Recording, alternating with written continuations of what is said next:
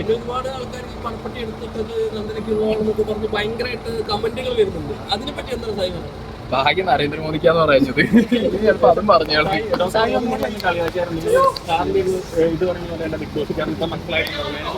അങ്ങനത്തെ മനസ്സിലായില്ല ഇതുവരെ.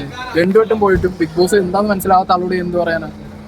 അയാൾ 2 വട്ടം പോയില്ലേ? 2 വട്ടം പിടിച്ച് പുറത്താക്കിയതല്ലേ? ഞാൻ അറ്റ്ലീസ്റ്റ് വെട്ടിയെടുത്ത് ഇറങ്ങിയതാണ്. അങ്ങനെയുള്ളവരോടൊന്നും കമന്റ്സ് ഒന്നും ഇല്ല. അതൊക്കെ പിന്നെ എന്താ അറിയോ, അങ്ങോട്ട് കുറച്ച് കൊടുത്തപ്പോൾ ഇങ്ങോട്ട് കുറച്ച് കിട്ടുക. വെറുതെ രസം. രണ്ടാൾക്കും ഞാനും റീച്ചനായിരുന്നു, അങ്ങേരും റീച്ചനാണ്. കണ്ടു കഴിഞ്ഞാൽ ചിലപ്പോൾ ഇനി കെട്ടിയും പിടിക്കും, പറയാനും പറ്റില്ല.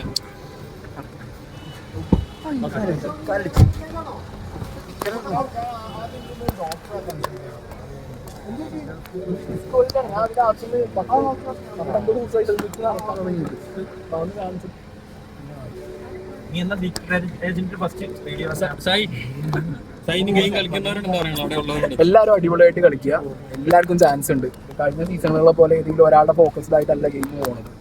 സോ ഇനി ഒരു ദിവസമാണെങ്കിൽ ഒരു ദിവസം കൊണ്ട് മാറ്റം സംഭവിക്കാം. ആ ഗെയിം അങ്ങനെ പോകണം. അവിടെ ഒരാൾക്കും ഇമ്പോർട്ടൻസ് ഇല്ല. അതിനകത്തുള്ളവർ എന്നെ ഫുൾ കൺഫ്യൂസ്ഡ് ആണ്, ആര് എന്നുള്ളത്. സോ അതുകൊണ്ട് പ്രോപ്പറായിട്ട് ഒറ്റ ദിവസം വേണ്ട, ഒരു 1 hour കൃത്യമായിട്ട് അവര് എക്സിക്യൂട്ട് ചെയ്യാൻ പറ്റി കഴിഞ്ഞാൽ ആർക്കും വേണമെങ്കിൽ കപ്പടിക്കാം. ഈ സീസണിന്റെ സോഷ്യൽ മീഡിയ ടോക്ക് അല്ലല്ലോ ബിഗ് ബോസിനകത്ത് നടക്കുന്നത്. ബിഗ് ബോസിന്റെ ക്രിയേറ്റേഴ്സ് ആരും സോഷ്യൽ മീഡിയ നോക്കുന്നില്ല. അവരെ നോക്കിയിട്ടല്ല ഗെയിം. ഉള്ളിലുള്ള കണ്ടസ്റ്റൻസ് ആരും ആ ടോക്ക് കാണുന്നില്ല. അത് എൻറ്റയർലി ഡിഫറെന്റ് വേൾഡ് ആണ്. അതിനകത്ത് അപ്പം നമ്മൾ പ്രസൻസ് ഓഫ് മൈൻഡ് എന്താ, നമുക്ക് എന്താ ചെയ്യാൻ തോന്നുന്നത് അത് ചെയ്യാം. അത്രേ ഉള്ളൂ. ബാക്കിയൊക്കെ വന്ന് ചെയ്യും. ഇന്നവിറ്റബിൾ ആണ് കപ്പ് എന്നൊക്കെ പറയുന്നത്. കിട്ടേണ്ടവർക്ക് കിട്ടും, ഇല്ലാത്തവർക്ക് പോയി. അത്രേ ഉള്ളൂ. പിന്നെ ഡെഫിനറ്റ്ലി അങ്ങനെ ജീവിക്കാൻ പറ്റും. സോഷ്യൽ മീഡിയ സ്പേസിൽ ഞാൻ സീക്രട്ട് ഏജന്റ് ആയിരിക്കും. പേഴ്സണൽ ലൈഫിൽ സീക്രട്ട് ഏജന്റ് ഇല്ല. പൂച്ച സിംഹം ഒന്നും അല്ലെങ്കിലും ഞാൻ ക്ലെയിം ചെയ്തിട്ടില്ലല്ലോ. ഞാൻ എവിടെയും വന്ന് ഞാൻ പുലിയെന്ന് പറഞ്ഞിട്ടില്ല, ഞാൻ എവിടെയും സിംഹം എന്ന് പറഞ്ഞിട്ടില്ല. പറയേണ്ടവർക്ക് പലരും പറയും. ഇത് പറയുന്നവരോ 24 മണിക്കൂർ ഇതിന്റെ ഒപ്പം ജീവിച്ചവരൊന്നുമല്ലല്ലോ. എന്റെ ലൈഫ് എങ്ങനെയായിരുന്നു എന്നുള്ളത് എനിക്കല്ല പറയാൻ പറ്റും.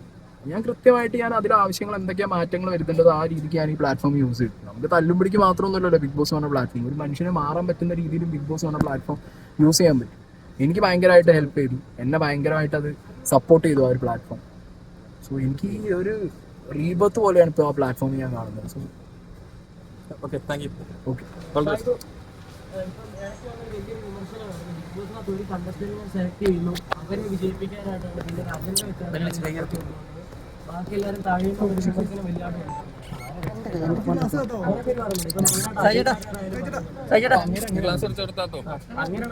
അങ്ങനെയാണോ ചോദിച്ചത്? അങ്ങനെയോടെ ചോദിക്കണ്ടോ?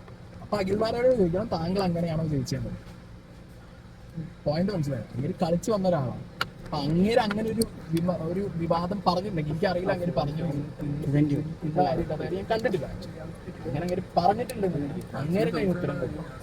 ഞാനിപ്പോ പണപ്പെട്ടി എടുത്തു, ഇത്രയും ദിവസം ഇല്ലാണ്, 100 ദിവസം കളിച്ചാണെങ്കിലില്ല. അപ്പൊ അങ്ങനെ തന്നെ അതിന് ഉത്തരം പറയുന്നത്. അങ്ങേരിപ്പോ ഈ സീസണും കണ്ടു, 2 ദിവസം കളിച്ചും ചെയ്തു. അങ്ങേർക്ക് തന്നെ ഒരു ക്ലാരിറ്റി ഇല്ല. അങ്ങനെ പറയാണെന്നുണ്ടെങ്കിൽ അറിയില്ല. ഞാൻ തിരിച്ച് കണ്ടിട്ടില്ല, എനിക്കറിയില്ല. എനിക്ക് ചോദിച്ചു അങ്ങനെ തന്നെയാണോ കണ്ടിട്ട് അങ്ങനെയാണോ നമുക്കറിയില്ലല്ലോ. അത് കണ്ടതിന് ശേഷം ബാക്കി കാര്യങ്ങൾ സംസാരിക്കാന്നുള്ളൂ. സോഷ്യൽ മീഡിയയിൽ എന്തൊക്കെയാണ് നടക്കുന്നത് ഞാൻ അറിയുന്നുണ്ട്. ഇന്നലെ രാത്രി 10:30 കിട്ടുന്നത്.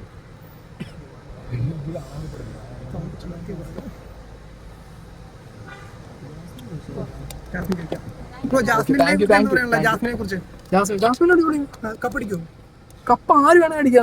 അതിനകത്ത് ആർക്കും അങ്ങനെ ഒരു ഇമ്പോർട്ടൻസ് ഇതുവരെ വന്നിട്ടുണ്ടെന്ന് എനിക്ക് പേഴ്സണലി തോന്നുന്നില്ല. സോഷ്യൽ മീഡിയയിലാണെങ്കിലും അങ്ങോട്ടും ഇങ്ങോട്ടും ആസ് യൂഷ്വൽ PR ഫൈറ്റ്സ് നടക്കുന്നുണ്ട്.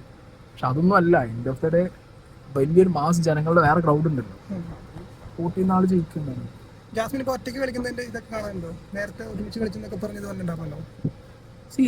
അതിനകത്തിരിക്കുമ്പോഴുള്ള ഫീല് അതിപ്പോ നിങ്ങൾക്ക് ഞാൻ ഈ ഒരു 2 സെക്കൻഡ് ബൈറ്റിലൊന്നും പറഞ്ഞാൽ നിങ്ങൾക്ക് ആർക്കും അത് കൺവേ ആവില്ല. മിസ്ലീഡിങ് ആയിട്ട് പോകുക കാര്യങ്ങളൊക്കെ.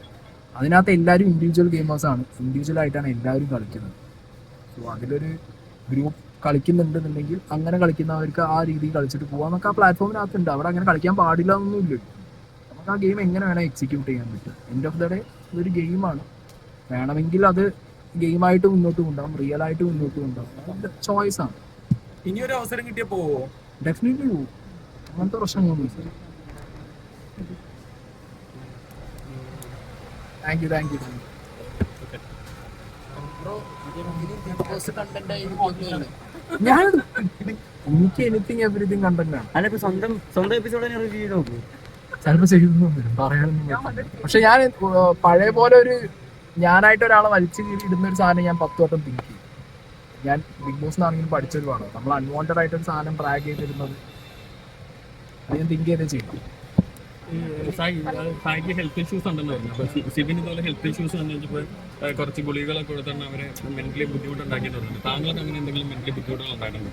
മാനസിക ബുദ്ധിമുട്ടുകൾ അല്ലെങ്കിൽ ക്ഷീണങ്ങൾ അങ്ങനെ കാര്യങ്ങൾ പ്രത്യേക ഗുളിക തന്നിട്ടുണ്ടായിട്ടുണ്ടോ? നോർമൽ സാധനങ്ങൾ കിട്ടിയിട്ടുണ്ട്. സിബിന്റെ കേസ് സിബിന്റെ ഞാൻ ആക്ച്വലി ക്യൂരിയസ് ആണ് സിബിനോട് സംസാരിക്കാനും കാര്യത്തിൽ. എനിക്കറിയില്ല, നോക്കണം, സോഷ്യൽ മീഡിയ നോക്കണം, കണക്ട് ചെയ്യണം. ഞാൻ സിബിൻ മെസ്സേജ് അയച്ചിട്ടുണ്ടായിരുന്നില്ല, കൂടുതൽ സംസാരിക്കാൻ പറ്റില്ല. അവൻ പൂനെക്ക് അവിടെ ട്രാവൽ ചെയ്യും. ഇല്ല, ബിഗ് ബോസിൽ നിന്ന് ഔട്ടായ കണ്ടസ്റ്റന്റുകൾ ആരെങ്കിലും ഔട്ടായതിനു ശേഷം വിളിച്ചിട്ടുണ്ടോ? ഇന്നലെ നന്ദി വിളിച്ചിരുന്നു. ഇതൊക്കെ മെസ്സേജസ് ആണ്. എല്ലാവരും കാണണം. പിന്നെ ഓക്കെ പോട്ടെ.